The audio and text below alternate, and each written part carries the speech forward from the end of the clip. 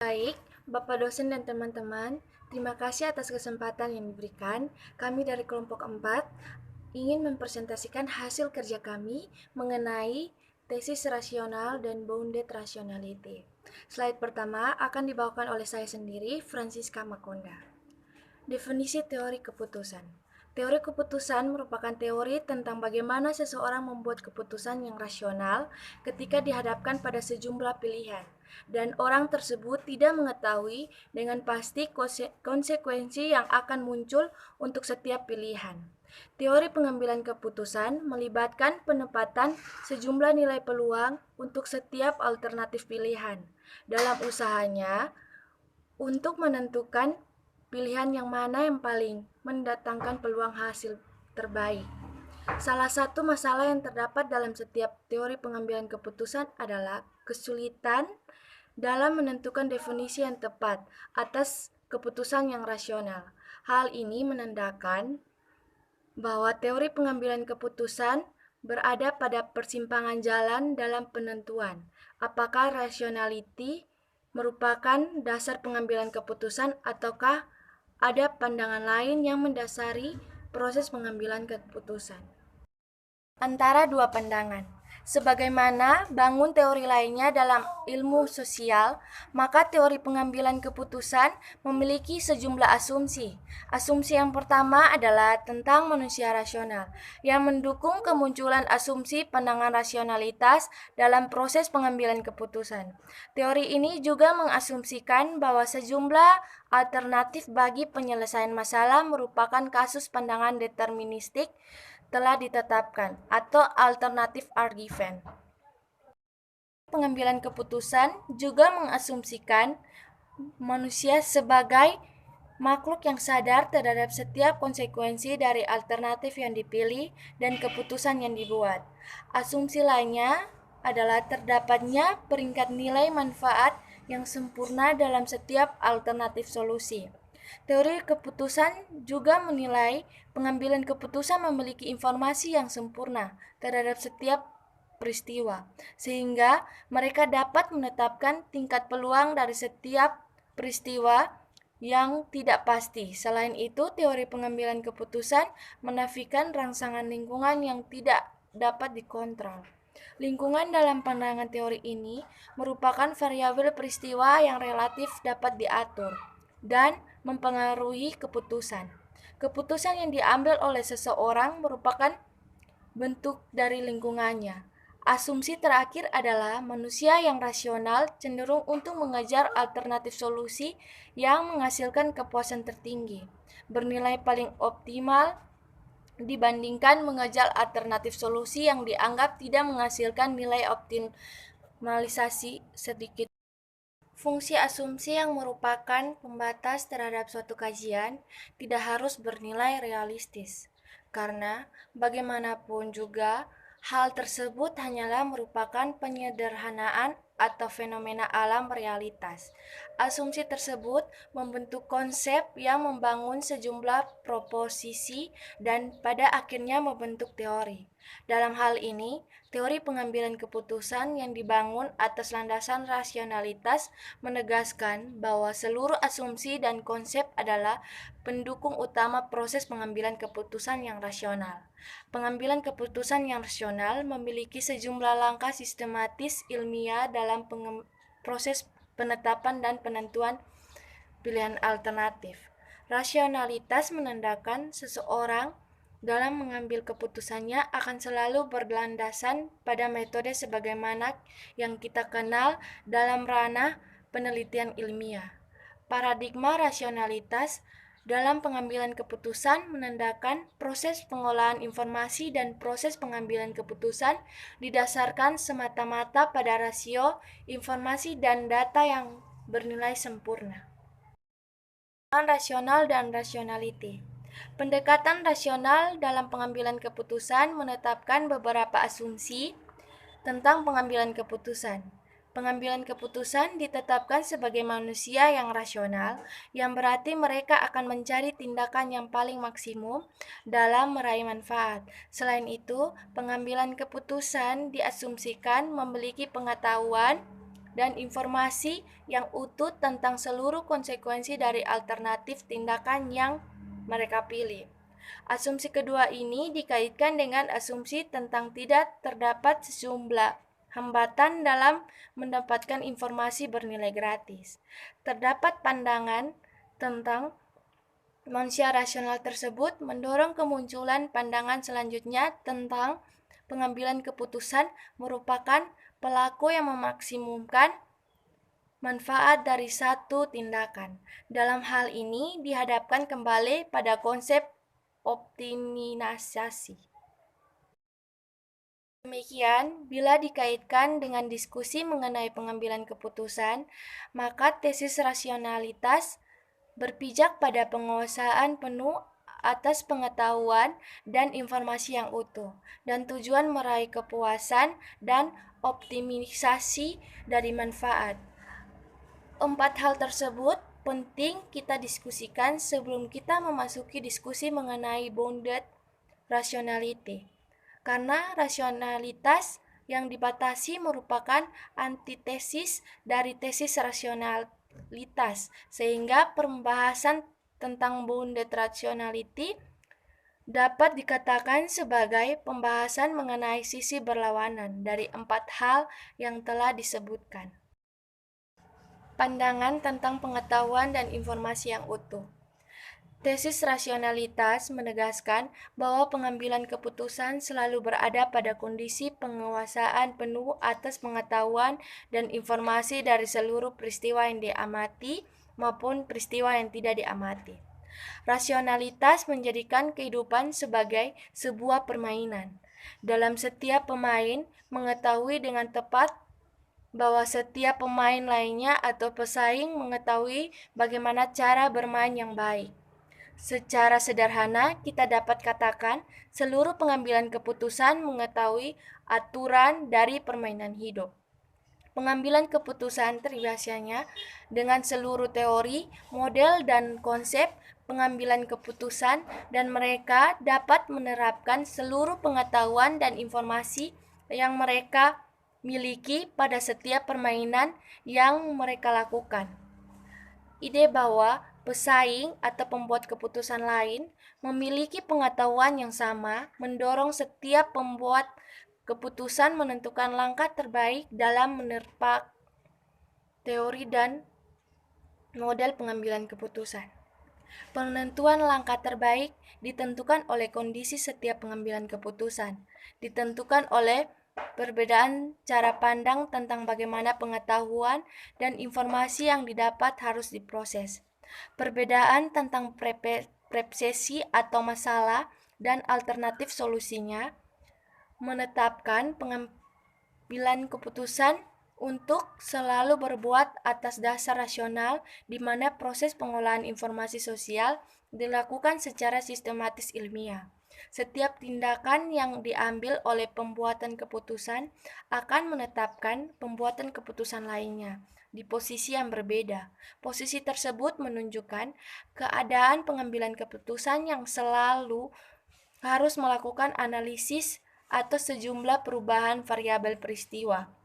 Konsekuensinya atas pilihan yang dilakukan baik oleh diri sendiri maupun pengambilan keputusan lainnya. Pandangan rasionalitas secara implisit juga mengasumsikan bahwa para pengambil keputusan dapat melakukan eksplorasi atau analisis mendalam tentang bagaimana cara mengolah pengetahuan dan informasi guna mendapatkan gambaran alternatif dan konsekuensi yang mengikuti.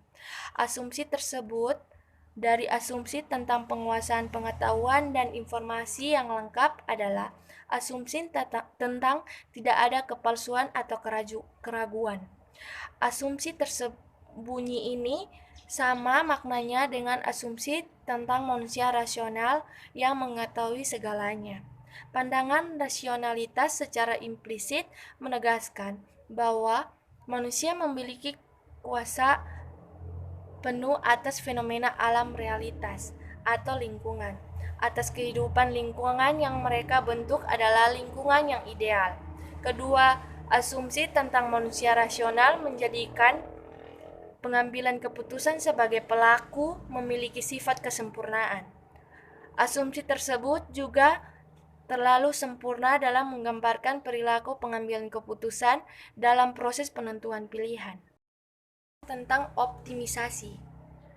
Pandangan rasional mengasumsikan pengambilan keputusan akan memilih satu dari beberapa alternatif solusi yang ditetapkan, yang akan memaksimumkan nilai manfaat dari hasil pilihan. Bila kondisi pemaksimumkan berhasil diraih, maka otomatis kondisi kepuasan juga akan diraih. Perilaku berhasil diraih lagi, keputusan yang menuju pada kondisi optimalisasi atas setiap tindakan dan pilihan terjadi ketika nilai manfaat dirasakan, atau persepsi seorang pengambilan keputusan atas nilai manfaat dikatakan mencapai titik optimum. Istilah dalam tanda kurung menegaskan bahwa titik optimum adalah sesuatu yang bernilai subjektif. Perilaku yang optimal terjadi pada waktu seorang pengambil keputusan memilih sejumlah alternatif yang ditunjukkan untuk memaksimumkan utilitasnya melebihi utilitas pengambilan keputusan lainnya. Dalam kondisi seperti ini, pengambilan keputusan mengetahui dengan baik seluruh pilihan tersedia dan harus memutuskan pilihan mana yang paling baik dalam suatu kondisi peristiwa tertentu. Pandangan optimisasi memang tidak terlalu jauh dari pandangan egosentrisme.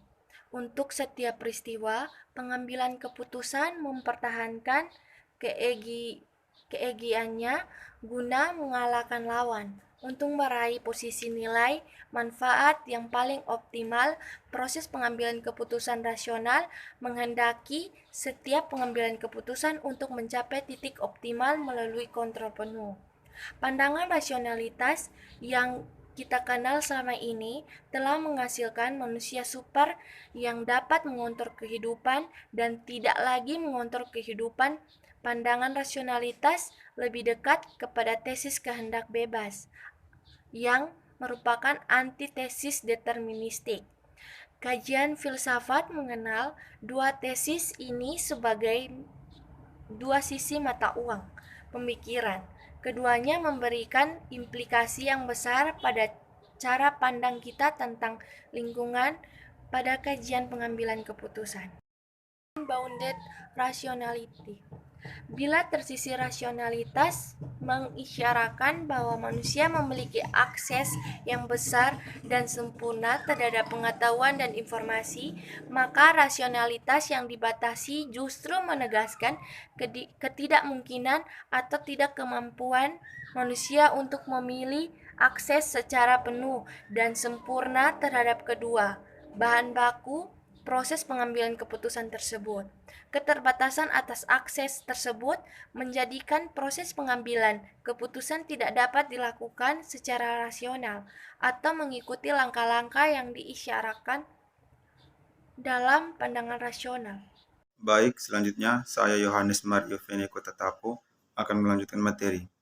Adapun keterbatasan-keterbatasan yang terdapat pada tesis bounded rationality dapat berupa keterbatasan internal maupun eksternal manusia. Karakteristik sifat dasar gaya pemikiran, motivasi, latar belakang sosial seseorang merupakan contoh-contoh faktor internal manusia yang membatasi proses pengambilan keputusan. Sedangkan faktor lingkungan dapat berupa karakteristik khusus yang membatasi perilaku dan tindakan pengambilan keputusan dalam menentukan pilihan akhir. Selain contoh-contoh di atas, keterpaksaan kapasitas pikiran manusia, kompleksitas masalah dan lingkungan yang dihadapi faktor ketidakpastian yang semakin besar, kualitas dan kuantitas informasi dan pengetahuan yang dimiliki dan dapat diakses, serta tekanan waktu kala pengambilan keputusan merupakan contoh-contoh lain dari keterbatasan faktor internal maupun eksternal pengambilan keputusan. Contoh tersebut mengurangi proses pengambilan keputusan secara rasional. Adapun karakteristik dari proses pengambilan keputusan ala rasionalitas yang dibatasi adalah: yang pertama, pengelolaan informasi terbatas atau limited information processing; yang kedua, penggunaan aturan praktis atau jalan pintas atau the use of rules of thumb atau source code; Dan yang ketiga, pemuasan atau kepuasan atau satisficing. Konsep lain yang disampaikannya adalah tentang tingkat adaptasi aspirasi atau adaptive aspiration level. Konsep yang disebutkan merupakan bagian dari konsep pemuasan. Pengolahan informasi yang terbatas. Para pengambil keputusan dalam pandangan ini dibatasi oleh jumlah kuantitas dan kualitas informasi yang dapat mereka proses. Kerumitan manusia menghasilkan tingkat ketidakpastian yang tinggi dan sejumlah peristiwa yang sulit untuk diprediksi.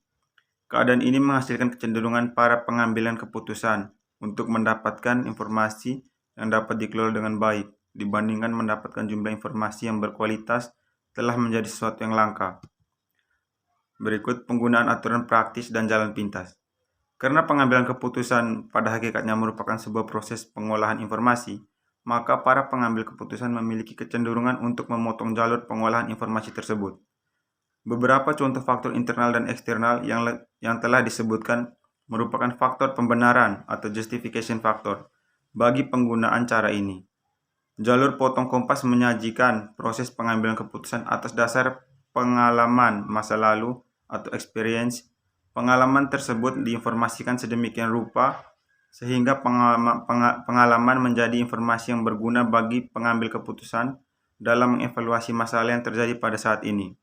Sebagai contoh, perusahaan pada umumnya menerima pegawai baru atas dasar semangat kekeluargaan alma mater, artinya dengan melihat kinerja yang baik dari pegawai lama yang berasal dari universitas tertentu, maka pegawai baru dinilai dari faktor alma mater yang sama dengan pegawai lama tersebut.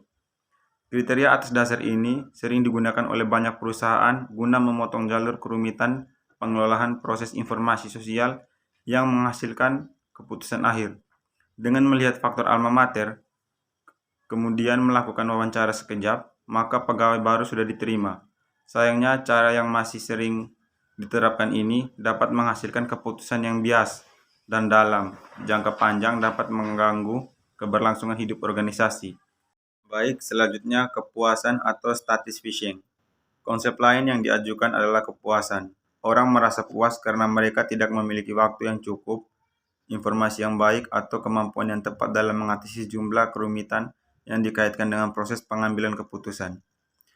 Konsep ini pada dasarnya menyatakan bahwa kepuasan terdiri dari pemilihan suatu solusi yang memenuhi kualifikasi atau harapan, sebuah keputusan yang cukup baik atau good enough, dan bukan sempurna atau perfect. Konsep ini juga mengatakan bahwa pengambilan keputusan menyelesaikan masalah dengan menghasilkan solusi yang memuaskan atau satisfactory dan bukan solusi yang optimal atau solusi untuk mengoptimalisasi nilai manfaat. Tahap optimal hanya mungkin terjadi bila manusia memiliki informasi dan pengetahuan yang sempurna atas sejumlah peristiwa, namun kondisi semacam itu jarang terjadi. Pada banyak kasus, manajer harus puas dengan kondisi keterbatasan akses dan penguasaan atas pengetahuan dan informasi. Rasionalitas yang dibatasi mengasumsikan bahwa pengambilan keputusan harus mencari sejumlah alternatif pilihan dan menerapkan alternatif pilihan tertentu pada situasi tertentu. Para pengambil keputusan di bursa saham, sebagai contoh, harus menerima keterbatasan akses terhadap informasi yang berkualitas. Pemain banyak dan kerumitan peristiwa yang membangun pergerakan harga merupakan keterbatasan utama bagi pengambil keputusan dalam tahap optimisasi nilai manfaat. Tingkat kepuasan para pemain di bursa akan turun naik mengikuti perubahan informasi yang semakin akurat. Informasi yang mereka dapatkan, semakin tinggi keyakinan mereka terhadap prospek sebuah saham, maka akan semakin tinggi tingkat aspirasi kepuasan mereka.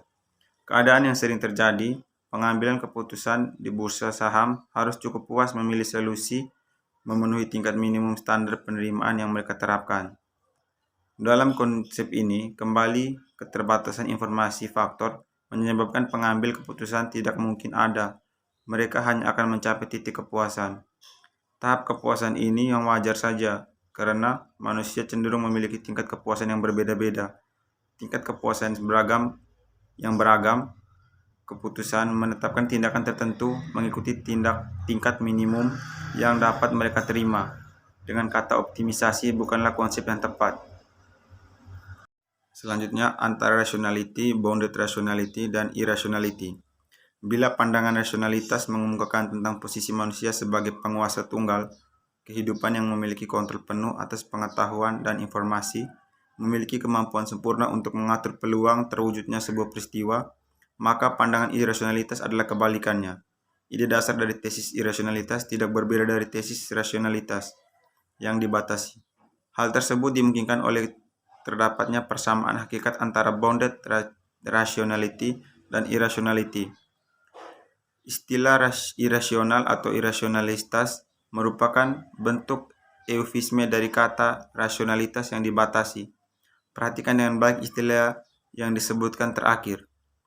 Rasionalitas yang dibatasi menandakan bahwa tesis rasionalitas sesungguhnya dikalahkan oleh sejumlah keterbatasan, baik yang terdapat pada sisi dalam maupun luar manusia, atau internal dan external human constraints. Sejumlah keterbatasan yang merupakan lawan dari konsep rasionalitas telah dijabarkan pada paragraf di atas. Dua konsep keterbatasan yang penting adalah ketidakmampuan manusia untuk mendapatkan, menguasai, dan mengelola pengetahuan dan informasi dengan baik dan sempurna, dan pengetahuan serta informasi yang baik dan berkualitas jumlahnya terbatas dan tidak tersedia setiap saat.